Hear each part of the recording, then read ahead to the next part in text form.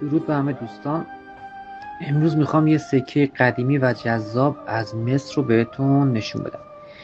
این سکه 2 قرش یا 2 قرش، حالا تلفظ شد نمیدونم چه کدوم درسته، مصر و مربوط به دوران ملک فاروق اول پادشاه مصر. تاریخ ضربش برمیگرده به سال 1937 میلادی، یعنی حدود 90 سال از ضرب سکه میگذره. جالب، جنس این سکه از نقره با عیار 833 وزنش هم حدوداً 2.8 گرمه. روی سکه تصویر و نام ملک فاروق با اون خط خوشگل تحریر خودشون ضرب شده و پشت سکه هم ارزش سکه و تاریخ ضربش درج شده. همونطور گفتم تقریبا 90 سال از عمر سکه میگذره و همین قدمت در کنار جنس نقره و طرح‌های زیبای اون باعث شده مورد توجه کلکسیونرها قرار بگیره. ممنون، تا بعد.